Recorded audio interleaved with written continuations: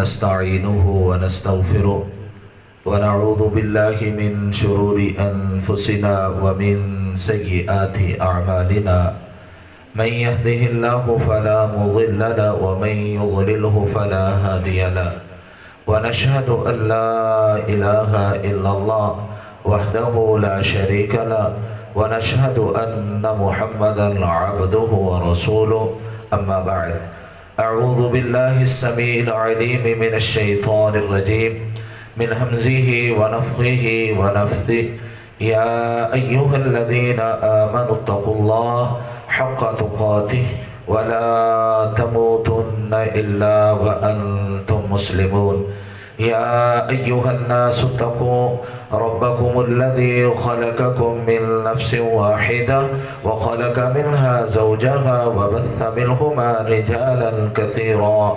ونساء واتقوا الله الذي تساءلون به والأرحام إن الله كان عليكم رقيبا يا أيها الذين آمنوا اتقوا الله وقولوا قولا سديدا يصلح لكم أعمالكم ويغفر لكم ذنوبكم ومن يطع الله ورسوله فقد فاز فوزا عظيما اللهم صل على محمد وعلى آل محمد كما صليت على إبراهيم وعلى آل إبراهيم إنك حميد مجيد اللهم بارك على محمد وعلى آل محمد كما باركت على إبراهيم وعلى آل إبراهيم إنك حميد مجيد اللهم يفقهه في الدين وعلمه التعويل اللهم رب زدني علما يا معلم إبراهيم علمني يا مفهم سليمان فهمني أما بعد فإن خير الحديث كتاب الله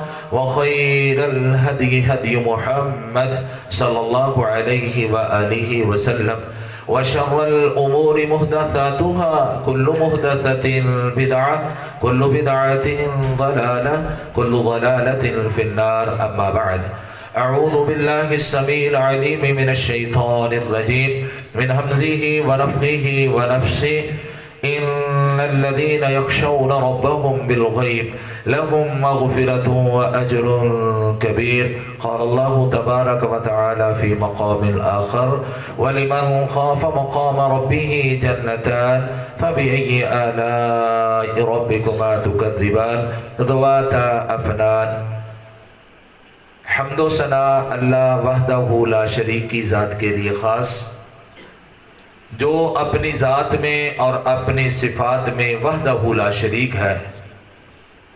درود و سلام نبی کریم رحمت للعالمین خاتم النبیین امام اعظم امام ہدا شاف محشر ساقی کوثر جناب محمد الرسول اللہ صلی اللہ علیہ وآلہ وسلم کی مبارک ذات پہ، جن جیسا کائنات میں نہ کوئی آیا ہے نہ کوئی آنا ہے، نہ رب نے بنایا ہے نہ رب نے بنانا ہے۔ مغفرت اور بخشش کی دعا حضرات صحابہ کرام، اہل بیت عظام، اولیاء کرام، محدثین کرام، مفسرین کرام، ائمہ دین رحمہم اللہ علیہم اجمعین کے لیے۔ سٹیج پہ تشریف فرما معزز علماء کرام و مہمانان گرامی، اور میرے سامنے مسجد میں نہایت ہی ادب و احترام کے ساتھ اور خشوع و خضوع کے ساتھ تشریف رکھنے والے میرے بھائیوں، دوستوں، ساتھیوں، میں آپ سب کے لیے دعا گو ہوں اللہ تعالیٰ آپ سب کی تشریف آوری کو قبول فرمائے، اور اللہ تعالیٰ میری اس حاضری کو قبول فرمائے۔ میں اس مسجد کے امام و خطیب محترم قاری یاسین صاحب اور دیگر تمام احباب، اور اسی طرح مجھے حکم کرنے والے اور جن کے حکم کی میں نے تعمیل کی اللہ کی رحمت سے، بھائی محمد اسلم، بھائی محمد راشد و دیگر احباب، اللہ تعالیٰ آپ سب کی محنتوں کو قبول فرمائے۔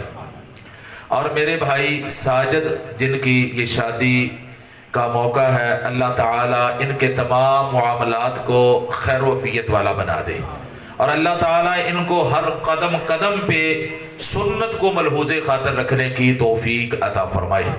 مجھے جو حکم کیا گیا ہے 40 سے 45 منٹ میں نے بیان کرنا ہے، اور مجھے جو موضوع میرے ذمہ لگایا گیا وہ ہے خوف الہی، خشیت الہی، خوف خدا، اللہ کا ڈر۔ اس موضوع پہ میں نے گفتگو کرنی ہے، اور سب سے زیادہ مجھے یہ خوشی ہوئی ہے کہ الحمدللہ رب العالمین اس آپ کے گاؤں میں کوئی فرقہ واریت نہیں ہے اور کوئی تفرقہ بازی نہیں ہے۔ یہاں پہ سب مسلمان ایک ہیں، سب کا کلمہ ایک ہے، سب کا قرآن ایک ہے، سب کا دین ایک ہے، اور سب کا منشور ایک ہے، سب کا دستور ایک ہے۔ اللہ سے دعا ہے کہ جس طرح ہم یہاں جمع ہیں، اللہ ہم سب کو اپنی جنت میں بھی اکٹھے جمع فرما دے، اور اللہ تعالیٰ آپ کے اس اتفاق کو، اس اتحاد کو دن دگنی رات چگنی اللہ ترقی عطا فرمائے۔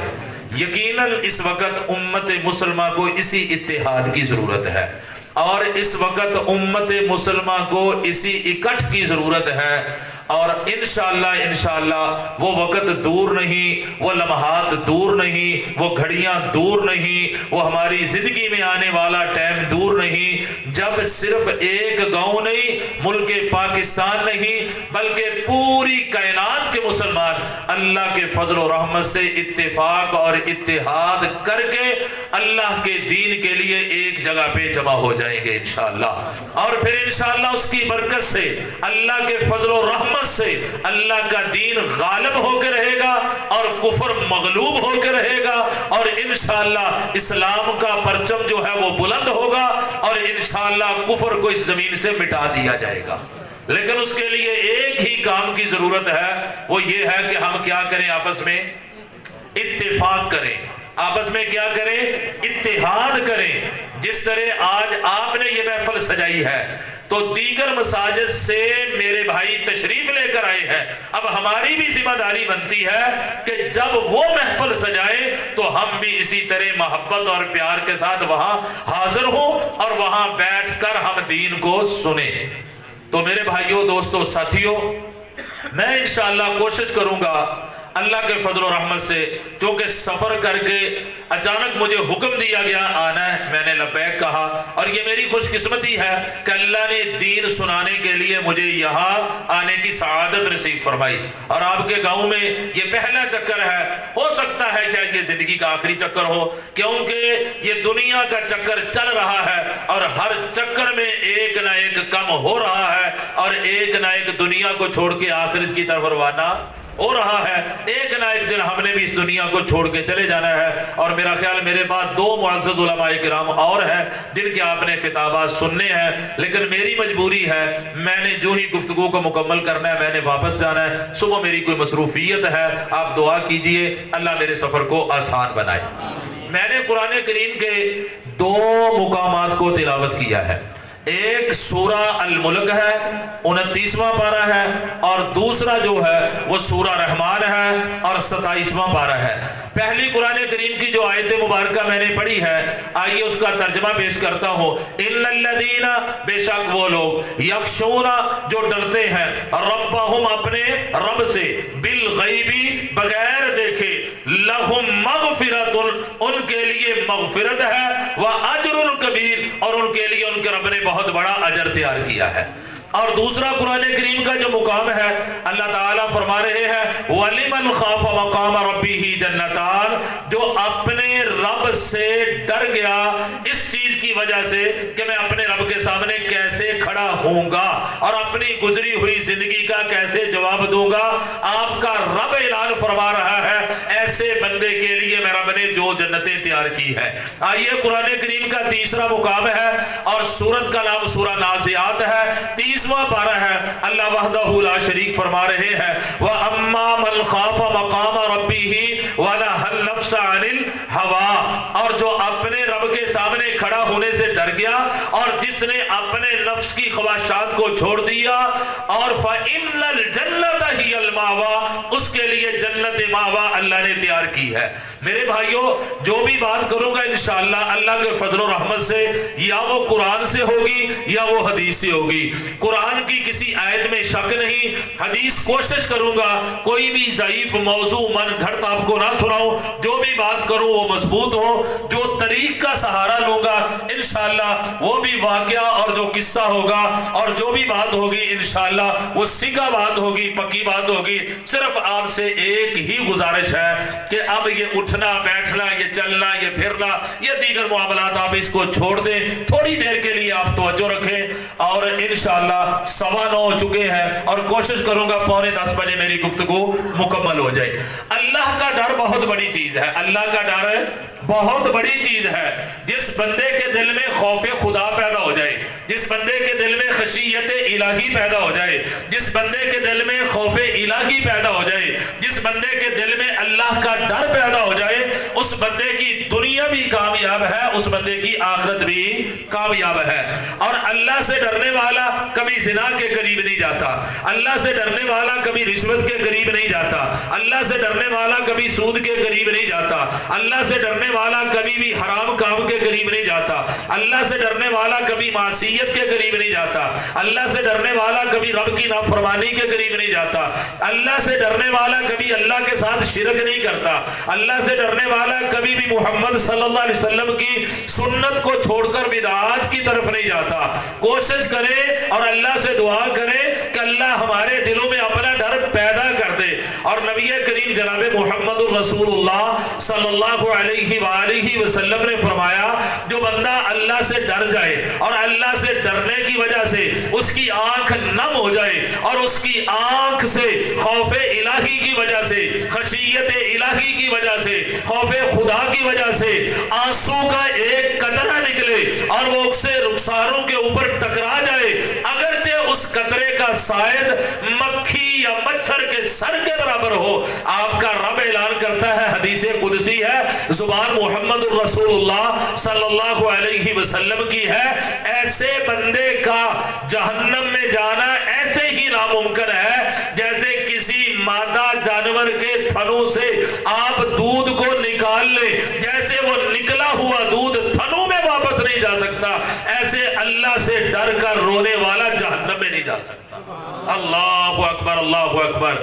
میرے بھائیوں، آئیے دوسری حدیث، جناب محمد الرسول اللہ صلی اللہ علیہ وسلم نے فرمایا 2 قطرے اللہ کو بہت پسند ہے۔ کتنے قطرے اللہ کو پسند ہے؟ 2 قطرے۔ ایک وہ قطرہ جو بندہ مومن، جو مرد مجاہد، جو اپنے ہاتھ میں تلوار لے کر، تیر لے کر، نیزہ لے کر اور اسلحہ اٹھا کر علائے کلمات اللہ کے لیے، اللہ کے دین کی سربلندی کے لیے، اسلام کے پرچم کو بلند کرنے کے لیے اور کفر کو مغلوب کرنے کے لیے میدان کارزار میں اترتا ہے اور جا کے کفار کے ساتھ ٹکرا جاتا ہے، لڑتے لڑاتے اس کے جسم پہ آگے دشمن کا کوئی وار چلتا ہے اور وہ بندے کا جسم کٹتا ہے اور اس کے جسم سے روح نکلتی ہے اور اس کے جسم سے خون کے قطرے گرتے ہیں، وہ زمین پہ بعد میں گرتے ہیں، اللہ تعالیٰ اس کی زندگی کے گناہوں کو پہلے معاف فرما دیتے ہیں۔ اور دوسرا قطرہ وہ جو بندہ مومن اللہ سے ڈرنے والا جب اپنے رب سے ڈرتا ہے، میں سمجھتا ہوں رات کی تاریکی ہو، آپ کا بند کمرہ ہو، لائٹ بند ہو، دروازہ بند ہو، کھڑکی بند ہو، ساری دنیا سو رہی ہو، آپ کا رب جاگ رہا ہو، کیونکہ لا تاخذہ سنۃ ولا نوم اس کی صفت ہے۔ آپ اپنی چارپائی کو چھوڑ دیں، آپ زمین پہ اتریں، مصلے کو بچھا لیں، اپنی پیشانی کو جھکا لیں اور اپنے سر کو زمین پہ لگا لیں اور پھر آپ اپنی آنکھ سے آنسو کے قطرے کو بہائیں اور بار بار یہ بات کریں، سبحان ربی الاعلی، سبحان ربی الاعلی، اللہم اغفر لی ذنبی کلہ دکہ وجلہ واولہ وآخرہ وعلانیتہ وسرہ، اللہم اغفر لی ما قدمت وما اخرت وما اسررت وما اعلنت وما اسرفت۔ یا پھر آپ اپنی زبان میں بول لیں کہ اللہ میں تیرا بندہ ہوں، تو میرا خالق ہے، اللہ میں تیرا بندہ ہوں، گناہگار ہوں، خطا کار ہوں، عاجز ہوں، انکسار ہوں، اللہ دن اور رات، اللہ یہ جوانی، اللہ یہ ساری زندگی گناہ کرتے کرتے گزر چکی ہے، اللہ میں تیرا بندہ تیرے سامنے اپنی پیشانی کو جھکا کر اللہ شرمندگی کو اختیار کرتے ہوئے تیرے سامنے رو رہا ہو، اللہ میری ان آنسوں کی قدر کر کے مجھے معاف کر دو۔ میں احادیث کی روشنی میں یہ بات کہتا ہوں، میرا یقین ہے کہ یہ بندہ سر اپنا بعد میں اٹھائے گا لیکن مالک اس کی معافی کا اعلان پہلے فرما دے گا. یہ ہے خوف الہی. لیکن آج کا نوجوان افسوس کے ساتھ، میری بھی یہ عمر جوانی کی ہے، میرے بھائی بھی جوان ہے، میرے دوست بھی جوان ہے، میری اولاد میری بیٹیاں بھی جوان ہے، یہ جو آج کا معاشرہ ہے، آج کے نوجوان کی رات مسلح پہ نہیں گزرتی، آج کے نوجوان کی رات رب کے سامنے رونے میں نہیں گزرتی، آج کے نوجوان کی رات جو ہے وہ رب کے سامنے گر گرانے میں نہیں گزرتی، بلکہ اپنے گناہوں کو یاد کرنے میں نہیں گزرتی. یہ جوان ساری رات غرق کر رہا ہے سوشل میڈیا کے استعمال میں، بے حیائی کے استعمال میں، فحاشی کے استعمال میں، عریانی کے استعمال میں، اور اللہ کی نافرمانی کے استعمال میں. نوجوان ڈر جا، شاید یہ تیری زندگی کی آخری رات ہو، شاید یہ تیری زندگی کی آخری سانس ہو. آئیے میں آپ کے سامنے ایک ایسے امام کا ذکر کرتا ہوں جسے امام اوزاعی رحمت اللہ تعالی علیہ کہا جاتا ہے.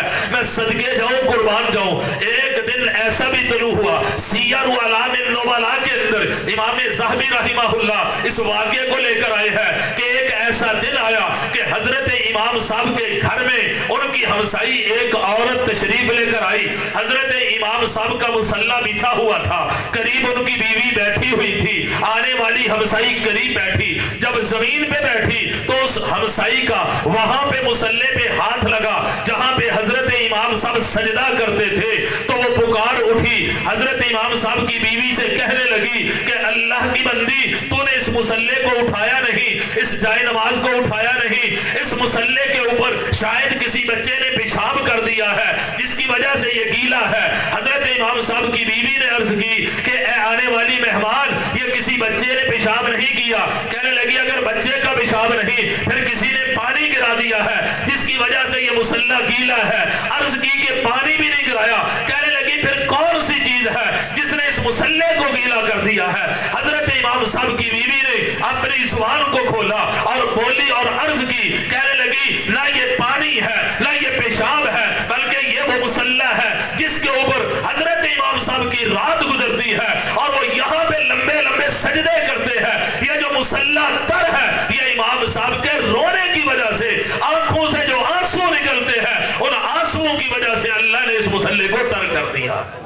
اللہ اکبر اللہ اکبر. تیری میری آنکھ سے پانی آتا ہے اور کہتا ہے آج فیس بک بڑی چلائی ہے تے آنکھاں جو پانی نکل آیا ہے، آج میں نے واٹس ایپ بڑی چلائی ہے آنکھوں سے پانی نکل آیا ہے، آج میں نے اتنے میچ دیکھے ہیں آنکھوں سے پانی نکل آیا ہے. اور میرے بھائی تو میچ کے پیچھے پڑا ہوا ہے، فلسطین میں تیری بہنوں کو ذبح کیا جا رہا ہے. اور میرے بھائی تو PSL کے پیچھے پڑا ہوا ہے، فلسطین میں تیری ماؤں کو ذبح کیا جا رہا ہے. اور میرے بھائی تو رات کرکٹ کے پیچھے پڑا ہوا ہے، فلسطین میں تیرے بھائیوں کو ذبح کیا جا رہا ہے اور فلسطین میں تیرے بھائیوں کے ٹکڑے کیے جا رہے ہیں. فلسطین میں تیرے مجاہدین کو جو ہے وہ ظلم و ستم کر کے شہید کیا جا رہا ہے. فلسطین وہ جو انبیاء کی سرزمین تھی، اس سرزمین کو جو ہے اس کے اوپر یہود قبضے کے لیے پوری کوششیں کر رہا ہے. کفار جمع ہو چکے ہیں اور تیری اور میری قبلہ اول مسجد اقصی کو شہید کرنے کے منصوبے بن رہے ہیں. تو اور میں کلمہ بھی پڑھتے ہیں، اسلام اور ایمان کا دعویٰ بھی کرتے ہیں، لیکن تیری اور میری رات گزرنی چاہیے تو اس فکر میں گزرنی چاہیے کہ میں کس طرح فلسطین میں پہنچوں، میں کس طرح اپنی بہنوں کے لیے کوشش کروں، میں کس طرح مسجد اقصی کے لیے کوشش کروں. لیکن نہ تیری آنکھ میں آنسو ہے نہ تیرے ہاتھ دعا کے لیے اٹھتے ہیں. کہتا ہے مجبور ہے، سرحدیں بند ہے، جا نہیں سکتا، پابندیاں ہیں. اور میرے بھائی دعا پہ تو کوئی پابندی نہیں ہے، رب کے سامنے رونے پہ تو کوئی پابندی نہیں ہے، رب کے سامنے سجدہ ریز ہونے پہ تو کوئی پابندی نہیں ہے، رب کے سامنے گر گڑانے پہ تو کوئی پابندی نہیں ہے. میرے محبوب نے بھی دعا کی تھی. وہ بدر کا میدان تھا اور بدر کے میدان میں 313 تھے، ان میں بچے بھی تھے، ان میں بوڑھے بھی تھے، ان میں نوجوان بھی تھے، پاؤں سے ننگے بھی تھے، ٹوٹی ہوئی تلواریں بھی تھی، تیر تھے تو کمانیں نہیں تھی، نیزے تھے تو دستے نہیں تھے، کھانے کے لیے کچھ نہیں تھا، پینے کے لیے کچھ نہیں تھا، مقابلے میں 1000 تھے. تو میرے محبوب نے وہاں کیا کیا تھا؟ جہاں پہ آج مسجد عریش ہے، عریش عربی میں چھپر کو کہتے ہیں، وہاں پہ ایک چھپر تھا. اس چھپر کے نیچے میرے محبوب نے اپنے ہاتھوں کو رب کے سامنے بلند کیا تھا اور اللہ سے دعا کی تھی، اللہ ہم کمزور ہیں لیکن اللہ تو طاقتور ہے،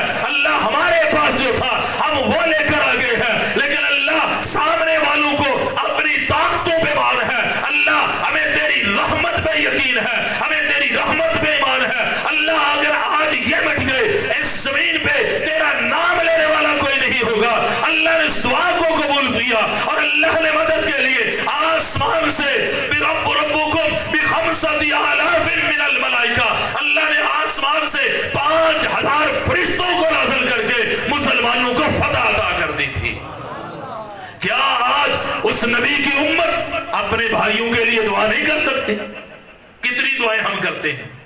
دیکھیے ذرا سوچئے، میں اپنے گریبان میں دیکھوں کہ میں نے کتنی دعائیں کی ہیں فلسطینیوں کے لیے۔ ہاں یہ تو دعا کرتے ہیں فلاں جیت جائے، فلاں ہار جائے، فلاں سینچری کرے، فلاں 50 کرے، فلاں ہیٹرک کرے، فلاں چھکا لگائے۔ یار یہ چھکوں کا وقت نہیں ہے، بلکہ یہ میدان کارزار میں اترنے کا وقت ہے، اور یہ اپنے مسلمان بھائیوں کا ساتھ دینے کا وقت ہے، کیونکہ میرے محبوب کی حدیث ہے مثل المؤمنین فی توادہم وتراحمہم وتعاطفہم مثل الجسد اذا استقى منہ عضو تداعی لہ سائر الجسد بالسہر والحمى۔ مومن تو آپس میں ایک جسم کی مانند ہے، جسم کے ایک حصے کو تکلیف پہنچے پورا جسم بے چین ہوتا ہے۔ آج ایک ایک حصے کو کاٹا جا رہا ہے، کبھی یمن کی صورت میں، کبھی شام کی صورت میں، کبھی چیچنیا کی صورت میں، کبھی لیبیا کی صورت میں،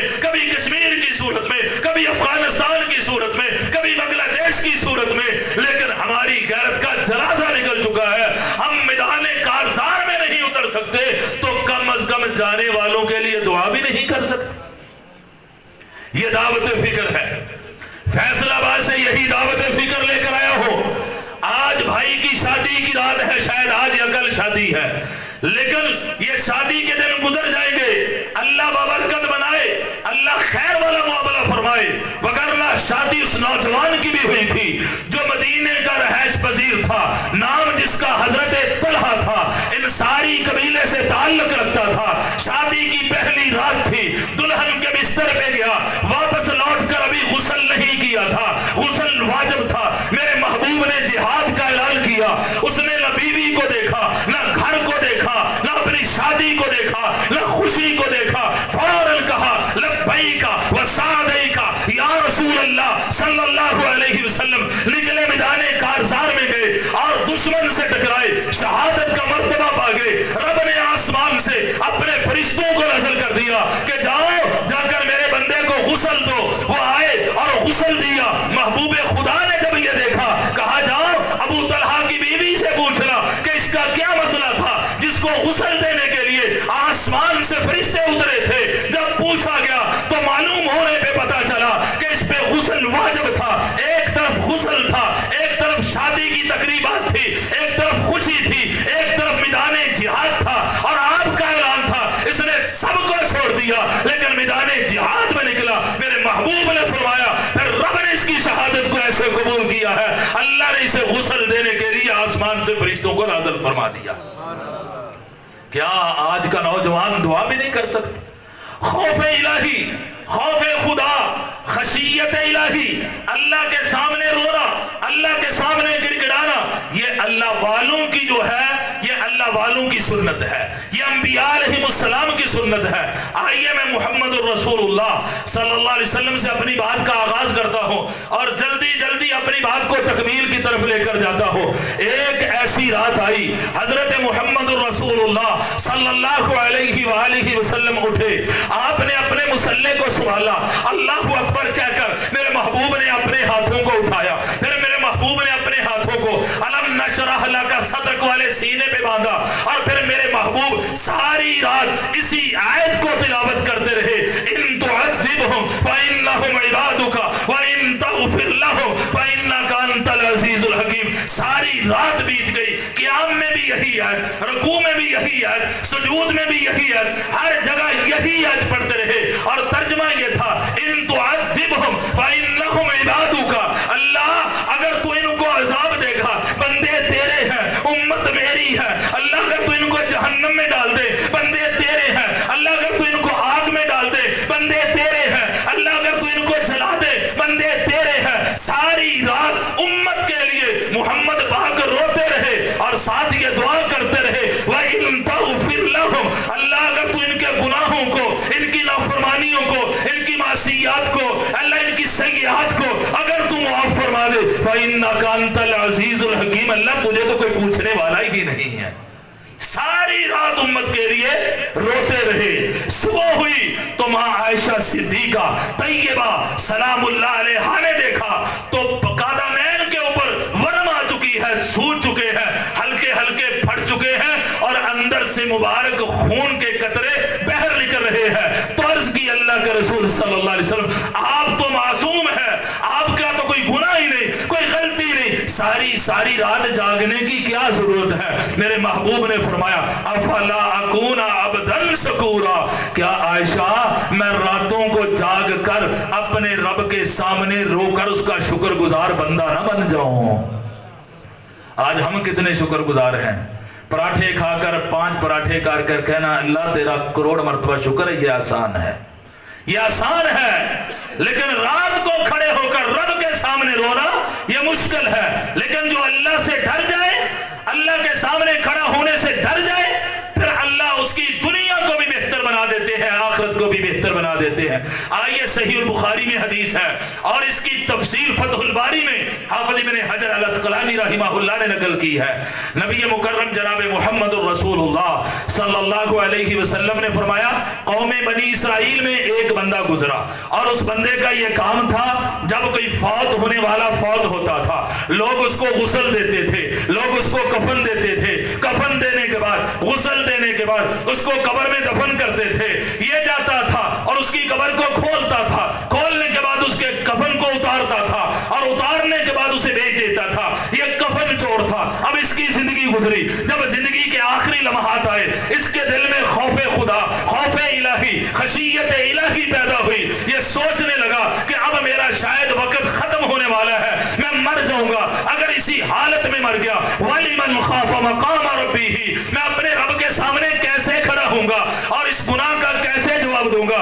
اب اس کے دل میں یہ ڈر آیا اور اس ڈر کی حالت میں اب اس نے یہ کیا کہ اس نے اپنے بیٹوں کو، اپنے بچوں کو بلایا اور بلا کر عرض کی اور اپنے بیٹوں سے وصیت کی کہ میرے بیٹوں جب میں تمہارا باپ مر جاؤں، میرے مرنے کے بعد مجھے غسل نہ دینا، مجھے کفن نہ پہنانا، مجھے قبر میں نہ اتارنا، بلکہ میرے بیٹوں میرے ساتھ یہ کرنا کہ ایندھن کو، لکڑیوں کو جمع کرنا، اسے آگ لگا کر میری میت کو اس میں ڈال دینا اور اسے جلانا، اتنا جلانا جب تک آخری ہڈی جل نہ جائے، اہلاً سہلاً مرحبا، جب تک آخری ہڈی جل نہ جائے اتنی دیر تک آگ کو ختم نہ کرنا، جب ساری راکھ بن جائے، ہڈیاں گل سڑ جائے، پھر اس راکھ کو لینا اور تیز آندھی طوفان کا انتظار کرنا، جب تیز آندھی اور طوفان آئے پھر میرے گلے ہوئے اور سڑے ہوئے اس ہڈیوں اور ڈھانچے کے اس جسم کی بنی ہوئی خاک کو اس ہواؤں میں اڑا دینا۔ بیٹوں نے ایسے ہی کیا، سارا کام ہوا، ہوا میں اڑ گیا، اڑنے کے بعد اللہ نے حکم دیا انما امرہ اذا اراد الشیء ان یقول له کن فیکن، جب تمہارا پروردگار کسی کام کا ارادہ کرتا ہے تو وہ کہتا ہے کن، ہو جا، فیکون، ہو جاتا ہے۔ اللہ نے زندہ کیا، زندہ کرنے کے بعد اپنے سامنے کھڑا کیا اور کھڑا کرنے کے بعد پوچھا بتا میرے بندے یہ سب کچھ تو نے کس لیے کیا تھا؟ کہنے لگا اللہ میں تجھ سے ڈر گیا تھا کہ اللہ میں نے ساری زندگی گناہ کیے، ساری زندگی برائی کی، میں نے مردوں کو بھی معاف نہیں کیا، میں نے قبروں کو بھی معاف نہیں کیا، میں نے میتوں کو بھی معاف نہیں کیا، میں نے کفن چرائے تھے، اللہ میں تیرے سامنے کس طرح کھڑے ہوتا، کس طرح جواب دیتا؟ اللہ مجھے اس چیز کا ڈر تھا، اللہ اس قیامت کے ڈر نے مجھے ہلا کے رکھ دیا۔ میرے رب اعلان فرماتے ہیں کہ جا میرے بندے تو میرے سامنے کھڑا ہونے سے ڈر گیا، مقام ربی ہی جنتا، میں نے تجھے معاف بھی کر دیا اور تجھے 2 جنتوں کا وارث بھی بنا دیا۔ اور اللہ کے بندو رحمت کا اور توبہ کا دروازہ کھلا ہوا ہے، اس نے توبہ کی، آخری وقت میں ڈرا۔ آج میں یہ نہیں کہتا کہ ہم یہی کام کریں، اس شریعت میں یہ کام جائز نہیں، لیکن توبہ تو کرے، معافی تو مانگے۔ اسی طرح ایک مشہور واقعہ ہے جو کفل کا واقعہ ہے، بعض کہتے ہیں یہ کمزور ہے، بعض کہتے ہیں سندن ضعیف ہے، بعض اہل علم کہتے ہیں کہ لوگوں کی تربیت کے لیے کم از کم بیان کیا جا سکتا ہے، اس کا عقیدے کے ساتھ کوئی تعلق نہیں ہے۔ یہ کفل نامی ایک آدمی تھا اور بہت بڑا عیاش پرست تھا، زانی تھا، فحاشی اڑیانی کرنے والا تھا، شرابیں پینے والا تھا۔ اس کے پاس آنے والی ایک عورت آئی اور اس نے آ کر کہا اے کفل میں بیوہ ہوں، میرے بچے یتیم ہیں، سننا ذرا سننا، توجہ کرنا، مسجد میں آنے والوں، تشریف لانے والوں، شاید میری ایک بات آپ کے دل میں اتر جائے، میری اور آپ کی زندگی کے لیے یہی کافی ہو جائے۔ اور آ کر کہا کمزور ہوں، بیوہ ہوں، بچے یتیم ہیں، تنگ دستی نے گھر کو گھیرا ہوا ہے، یہ तक़ल्लुबुहा बैनन्नास, लोगों के ऊपर हालात बदलते रहते हैं। मैंने अपनी आंखों से ऐसी ख़वातीन को देखा है जो लाखों में खर्च करने वाली थी, लेकिन एक ऐसा वक्त आया लोगों के दर का जाकर दरवाजा खटखटाया और कहा कि मुझे फतराना दे दो, उशर दे दो, ज़कात दे दो, अल्लाह के लिए मदद कर दो, ये मेरे रब की मर्जी है। वो चाहे तो बगदाहों को बादशाह कर दे, वो चाहे तो बादशाहों को फकीर कर दे। अब ये भी आई, इसने आकर सदा की और किफल से बात की। किफल ने कहा 60 दिनार दूंगा, 60 दिनार के बदले में एक रात लूंगा। ये मजबूर हो गई, सोचा, सोचने के बाद कहने लगी एक तरफ एक रात है और रात के अंदर गुनाह है, दूसरी तरफ मेरे घर में यतीम बच्चे हैं। इसने उसके साथ कौलो करार किया और 60 दिनार लिए ये चली गई, अपनी जरूरत को पूरा किया और वक्त मुकर्रा पे वो वापस आई और किफल के कमरे में गई। और जब कमरे में जाकर खड़ी हुई तो जिस्म के ऊपर कपकपी है, आंखों में आंसू है, रंग जर्द हो चुका है। किफल पूछने लगा, ओ बीबी तुझे क्या है, तूने कैसी शक्ल बनाई है, मैंने तुझे पैसे दिए हैं, जबरदस्ती नहीं किया, तूने तय किया था, ये क्या कर रही है। इसने आगे से कहा किफल बिल्कुल मैं मजबूर थी, बेबस थी, घर में यतीम बच्चे थे, कोई और सहारा नहीं था, बिल्कुल सब कुछ तय करके आई हूँ। कहा रो क्यों रही है, कहा डर इस चीज का है, वलिमन खाफ मकाम रब्बिही, अपने रब के सामने कैसे खड़ी होंगी, किस तरह जवाब दूंगी। अगर मेरे रब ने पूछ लिया कि मैंने जिना को हराम किया था, मैंने इस काम को हराम किया था, तूने ये काम क्यों किया। और साथ ही अर्ज की क्या किफल मैं वो औरत हूँ जिसने आज तक ये हराम काम नहीं किया, इस गुनाह के करीब नहीं गई। जब ये सारी बातें सुनी तो एक मिनट में जो किफल को सारी जिंदगी बात समझ आई, वो समझ आई और फौरन किफल कहने लगा कि बीबी तूने सारी जिंदगी ये काम नहीं किया, तू रब से इतना डरती है। मैंने जिंदगी की शायद कोई ऐसी रात जवानी की दलहीज पे कदम रखने के बाद गुजारी हो जिस रात में मैंने ये काम ना किया हो, लेकिन मुझे डर क्यों नहीं आ रहा। बस दिल में बात उतरी, कहा जा बीबी चला जा, जा यहाँ से चली जा, मैंने अल्लाह के लिए तुझे माफ कर दिया है, पैसे भी माफ कर दिए हैं। ये घर को गई और उसने अपने बिस्तर को छोड़ा, जमीन पे आया, अपने सर को झुकाया, अपने रब के सामने तौबा करने लगा, इस्तिग़फ़ार करने लगा। ये इसकी जिंदगी की आखिरी रात थी। तौबा करते करते, रब से डरते डरते इसके जिस्म से रूह निकल गई, ये मर गया, फौत हो गया, जिस्म से रूह परवाज हो गई। सुबह हुई, लोगों ने देखा कि किफल का दरवाजा नहीं खुला। लोग कहने लगे पता तो करे खैर है, कहां गया, वापस नहीं आया। कहा छोड़ो गंदा आदमी था। कुछ लोग कहने लगे जैसा भी था, महल्लेदार तो था, हमारा हक है, पड़ोसी तो है, चले पता करते हैं। जब आए दरवाजे को खोला, मेरे रब ने अपने फरिश्ते को हुक्म दिया, उसने दरवाजे पे आके लिख दिया इन्नल्लाह कद गफर लिल किफल, के लोगों किफल ने ऐसी तौबा की है, आखिरी वक्त में मैं रब ने उसकी जिंदगी के सारे गुनाहों को माफ फरमा दिया है। खौफ इलाही, खशियत इलाही, खौफ खुदा, अल्लाह का डर, ये हम अपने दिल में पैदा करें। आइए सही बुखारी में हदीस मौजूद है, एक औरत का जिक्र है, एक जगह पे मर्द का जिक्र है। ये औरत जा रही है, सारी जिंदगी इसकी गुनाहों में गुजर गई, सारी जिंदगी इसकी फहाशी में गुजर गई, सारी जिंदगी इसकी उड़ियानी में गुजर गई, सारी जिंदगी अल्लाह की नाफरमानी में गुजर गई। जाते हुए एक कुएं के पास से गुजरी तो देखा कि कुएं की मंडीर के साथ एक नापाक जानवर, कुत्ते का एक छोटा सा बच्चा अपनी जुबान को रगड़कर पानी की प्यास को बुझा रहा है। यारो, उसे कुत्ते के बच्चे पे तरस आ गया। आज हमें अपने भाई पे तरस नहीं आता, आज हमें अपने वालिदैन पे तरस नहीं आता, आज हमें अपने हमसाये पे तरस नहीं आता, आज हमें अपने कलमा पढ़ने वाले मुसलमान पे तरस नहीं आता, आज हमें अपने रिश्तेदार पे तरस नहीं आता, आज हमें फलस्तीन के मजलूम पे तरस नहीं आता। उसे कुत्ते के बच्चे पे तरस आया, फौरन वो उस कुएं में उतरी, अपने जूते, अपने मोजे को अपने दुपट्टे के साथ बांधा, उसमें जितना पानी आ सकता था उस पानी को निकाला, बाहर निकालकर उस कुत्ते के बच्चे को पिलाया। पिलाने की वजह से अल्लाह ताला ने उसके इस अमल को कबूल करके उसके गुनाहों को माफ फरमा दिया। ये क्या था, ये क्या था खौफे, ये पानी किस लिए उसने पिलाया था।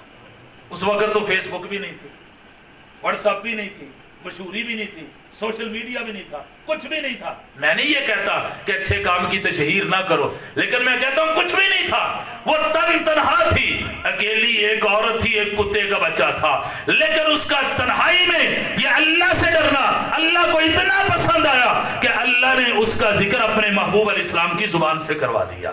آج ہم سن رہے ہیں میرے بھائیوں، اسے اللہ کے ڈر نے اس جانور پہ رحم کرنے پہ مجبور کیا اور اللہ نے اسے جنت کی شہزادی بنا دیا. آئیے آپ کے سامنے ایک اور واقعہ پیش کرتا ہوں. حضرت امام عبداللہ بن مبارک رحمت اللہ تعالی علیہ، 5 منٹ میرا ٹائم باقی ہے. حضرت امام عبداللہ بن مبارک رحمت اللہ تعالی علیہ، ان کے باپ کا نام ہے مبارک. یہ ایک باغ میں مالی تھے اور باغ تھا انار کا.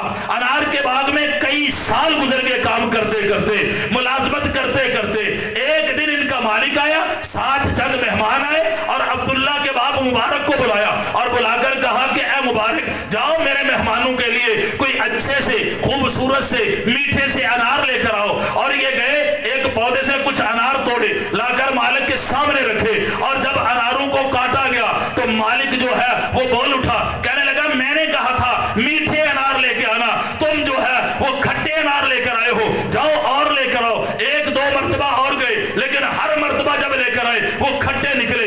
مالک نے کچھ سختی کی، کہا تجھے آج تک یہ نہیں پتا چلا کہ باغ میں میٹھے کون سے ہیں کھٹے کون سے ہیں؟ یہ امام مبارک رحمت اللہ تعالی علیہ پکار اٹھے اور عرض کی، کہنے لگے اے میرے مالک سن لے، رب کعبہ کی قسم ہے آج تک میں نے کبھی تیرے کسی ایک انار کو نہ توڑا ہے، نہ اس کو توڑا ہے، نہ اس کا ایک دانہ کھایا ہے، کیونکہ میں اس کے اوپر رکھوالی پہ مامور تھا اور میرے دل میں اللہ کا ڈر تھا. تو نے مجھے اجازت دی نہیں، میں نے آج تک امانت میں خیانت کی نہیں. اللہ اکبر. تے ہون جنہیں گنے بیجے انہوں پتا ہون نہ ہو، پنڈ دے سارے انہوں پتا ہوں بھی فلانے تھان دے جڑا فلانا سیاڑ ہے نا وہ دے گنے موٹے بھی نے دے مٹھے بھی نے تے نرم بھی نے. فلانا جڑا امرود دا بوٹا ہے نا وہ دے امرود ہے، مالک نو پتا ہوئے نا پنڈ والے نو. لیکن یہ دیکھیں اللہ کا ڈر، یہ اللہ کا خوف، یہ ہے خوف الہی. لوگوں کے سامنے رونا آنسو بہانا یہ آسان ہے، تنہائی میں جب ہمارے پاس کوئی نہ ہو، گناہ کے ذرائع موجود ہو، دیکھنے والا کوئی نہ ہو، دیکھنے والا کوئی نہ ہو، پوچھنے والا کوئی نہ ہو، قریب کوئی نہ ہو، تمام ذرائع موجود ہو. جس طرح یوسف علیہ السلام تھے اور عزیز مصر کی بیوی تھی، اس نے کہا تھا وقالت حیت لک، یوسف میری طرف دیکھ. اس وقت کوئی اور نہیں تھا تو یوسف علیہ السلام نے آگے سے کہا قال معاذ اللہ، اے بی بی تو کہتی ہے میری طرف دیکھ، میں تیرے لیے تیرے اس شر کی وجہ سے اپنے اللہ کی پناہ مانگتا. آج ہم ہوں تنہا ہوں، خوبصورت لڑکی ہو، ہمیں پھر برائی کی دعوت دے، گناہ کی دعوت دے، پھر ہم کہیں معاذ اللہ. آسان ہے مشکل ہے؟ مشکل ہے مگر اللہ توفیق دے. یہ اللہ کا ڈر ہے. اب کیا کیا؟ مالک کے دل میں یہ بات اتری. قرآن کہتا ہے وَمَن يَتَّقِ اللَّهَ يَجْعَلْ لَهُ مَخْرَجًا وَيَرْزُقْهُ مِنْ حَيْثُ لَا يَحْتَسِبُ.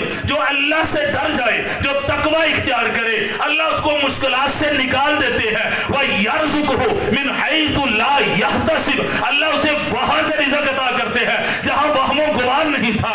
یہ مالی تھا، یہ ملازم تھا، یہ غلام تھا، یہ نوکر تھا، لیکن اس نے تقوی اختیار کیا، اس نے اللہ کا ڈر اختیار کیا اور اس نے پرہیزگاری اختیار کی، خوف الہی پیدا کیا، خشیت الہی پیدا کیا. اب ہوا کیا؟ جب مالک نے یہ سب کچھ دیکھا، مہمان چلے گئے اور کہا مبارک آؤ. اسے اپنے گھر میں بلایا، بلا کر کہا تو جانتا ہے میرا ایک نہیں کئی بغاوت ہے، لیکن میرا کوئی بیٹا نہیں، میری صرف ایک بیٹی ہے. تیرے اس تقوی کی وجہ سے آج میں تیرا نکاح اپنی بیٹی سے کرتا ہوں. آج کے بعد تو اس باغ کا مالی نہیں بلکہ میرا داماد بن کر زندگی گزارے گا. وَيَرْزُقْهُ مِنْ حَيْثُ لَا يَحْتَسِبُ. اللہ وہاں سے رزق عطا کرتے ہیں جہاں وہم و گمان بھی نہیں تھا. اور پھر اللہ نے کیا کیا؟ جب آپ تقوی اختیار کریں گے پھر اللہ آپ کو ایسی اولاد عطا کرے گا جس کا نام خود بھی روشن ہوگا، تمہارے نام کو بھی روشن کر دے گا. اب اللہ نے اس امام مبارک کو بیٹا دیا، نام عبداللہ رکھا. جب عبداللہ نے ہوش سنبھالا، پڑھنے کے قابل ہوا، اسے استاد ملے. کون ملے؟ حضرت امام ابو حنیفہ رحمت اللہ تعالی علیہ ملے. یہ ان کے شاگرد بنے. جائیے علماء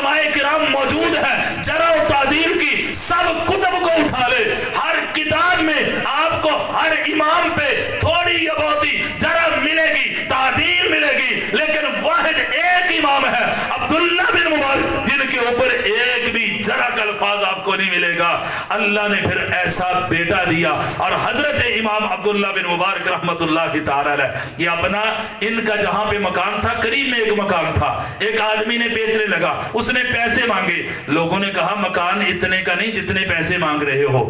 مالک مکان نے کہا میں بھی جانتا ہوں مکان اتنے کا نہیں جتنے پیسے مانگ رہا ہوں, سارے مکان کے نہیں, کچھ مکان کے ہیں, کچھ اس مکان کے ہمسائے حضرت عبداللہ بن مبارک ہیں, ان کی وجہ سے میں نے ریٹ بڑھا دیا. میرے بھائیوں دوستوں ساتھیوں, میرا وقت جو تھا وہ پورا ہو چکا ہے. واقعات بڑے ہیں, قرآنی آیات بڑی ہیں, احادیث بڑی ہیں, تاریخ بڑی ہے, بڑی چیزیں ہیں, لیکن اگر جو ہے واز وہ مختصر ہو, جامع ہو تو اس کا فائدہ زیادہ ہوتا ہے. میں نے آپ کے سامنے قرآن کریم کے 3 مقام پڑھے تھے. ان الذین یخشون ربهم بالغیب لہم مغفرۃ واجر کبیر. جو اللہ سے لوگ ڈرتے ہیں اور بن دیکھے غیب پہ ایمان رکھتے ہوئے ان کے لیے مغفرت بھی ہے اور بہت بڑا اجر بھی ہے. دوسرا مقام تھا وَلِمَنْ خَافَ مَقَامَ رَبِّهِ جنتان. جو اللہ کے سامنے کھڑا ہونے سے ڈر گیا اس کے لیے کتنی جنتیں ہیں؟ 2 جنتیں ہیں. تیسرا مقام تھا وَأَمَّا مَنْ خَافَ مَقَامَ رَبِّهِ وَنَهَى النَّفْسَ عَنِ الْهَوَىٰ. جو اللہ کے سامنے کھڑا ہونے سے ڈر گیا اور اپنے نفس کی خواہشات کی پیروی نہ اس نے کی, فَإِنَّ الْجَنَّةَ هِيَ الْمَأْوَىٰ. اس کے لیے جنت مأوا ہے. میرے بھائیوں اللہ کا ڈر بہت بڑی چیز ہے. جو رب سے ڈرتا ہے نہ وہ یہودی سے ڈرتا ہے نہ مودی سے ڈرتا ہے. نہ یہودی سے ڈرتا ہے, بولو بولو, نہ یہودی سے ڈرتا ہے نہ مودی سے ڈرتا ہے, نہ کسی مورتی سے ڈرتا ہے. وہ کسی سے نہیں ڈرتا. وہ ڈرتا ہے تو کس سے ڈرتا ہے؟ ایک اللہ سے ڈرتا ہے. اگر آج فلسطین کے جہاد کے لیے ہمیں حضرت حافظ صاحب, گجر صاحب, کوئی اور اللہ کے جہاد کے لیے اور فلسطین کی مدد کے لیے کوئی بلائے, کیا ہم جانے کے لیے تیار ہیں؟ چلو جانے کے لیے نہیں, کم از کم دعا کرنے کے لیے تیار ہیں. یہ میں بندے بولے نا میں ہوں ہی انہوں لے چلا فلسطین والے. جس بندے کے دل میں جذبہ جہاد نہیں وہ بندہ منافق ہے. وہ بندہ کیا ہے؟ شیخ صاحب وہ بندہ کیا ہے؟ منافق ہے. جس دل میں جذبہ جہاد نہیں, وہ کم از کم جذبہ تو پیدا کر لے. رسول اللہ صلی اللہ علیہ وسلم نے فرمایا اللہ کے سامنے رونا چاہیے. رو نہیں سکتے تو رونے والا منہ تو بنا لیں. اور جا نہیں سکتے جان دا جذبہ تو پیدا کر لو. فلسطینی بھائیوں کی مدد کے لیے جانے کے لیے تیار ہو انشاءاللہ. اگر مال کی ضرورت پڑے لگانے کے لیے تیار ہو. قل ان کان آباؤکم وابناؤکم واخوانکم وازواجکم وعشیرتکم واموال اقترفتموها وتجارة تخشون کسادها ومساکن ترضونها احب الیکم من اللہ ورسولہ. اللہ اکبر. تو اللہ سے دعا ہے جو کچھ میں نے آپ کے سامنے کہا ہے خوف الہی, خوف خدا کے حوالہ سے, اللہ مجھے اور آپ کو وہ خوف الہی جو ہے, خوف خدا, خشیت الہی اختیار کرنے کی توفیق عطا فرمائے. اللہ آپ سب کی محبتوں کو قبول فرمائے. اور میرے علماء کرام جو تشریف لائے ہیں انشاءاللہ قرآن و حدیث کی جھڑیاں لگائیں گے. اللہ تعالیٰ ان کی عمر میں برکت فرمائے. آخر دعوانا الحمدللہ رب العالمین.